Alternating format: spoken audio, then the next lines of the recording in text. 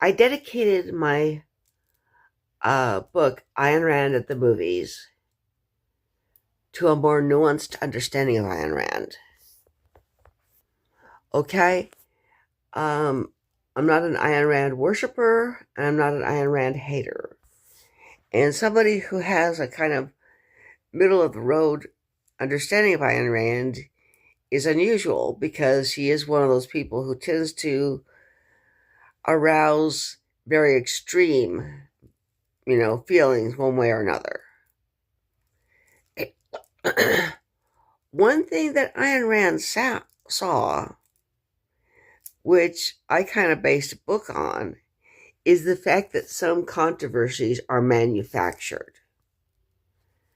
Okay, my book, Christmas Gifts from the Hanukkah Crowd, The Extraordinary Contributions of American Jews to Christmas, is to a large extent based on my view that the idea of a war on Christmas is a manufactured controversy.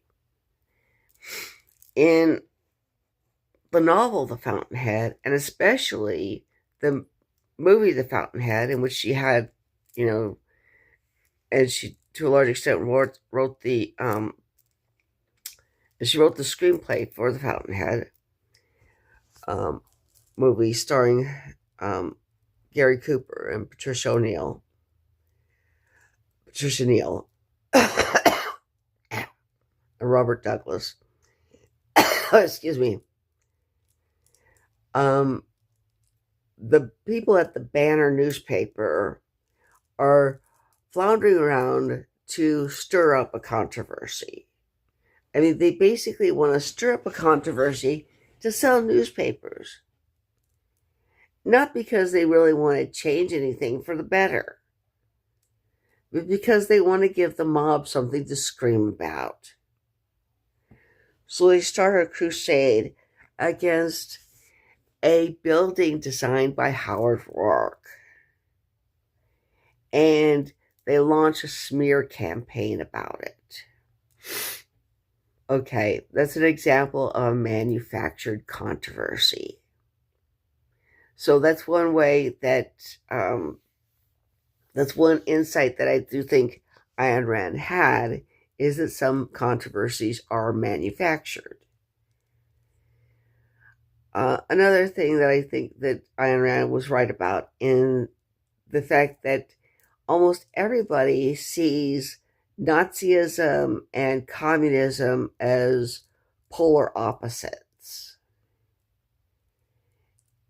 She's right in seeing them as two sides of the same coin.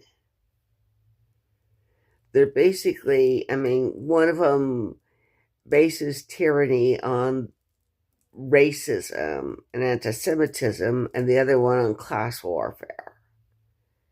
But they're basically two sides of the same thing. Okay. And anyway, also in my book, Ayn Rand at the Movies, I also explore the fact that in movies like Love Letters and You Came Along, there was a frivolous side to Ayn Rand. She wasn't just the goddess of capitalism or the hard-nosed mean girl. There was a romantic side to her. There was a frivolous side to her, and contrary to what she wanted to admit, there was also an irrational side to her.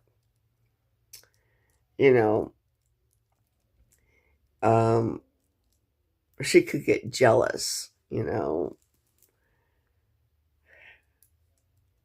she expected her protege, Barbara Brandon, and her husband, Frank O'Connor, to overcome their jealousies.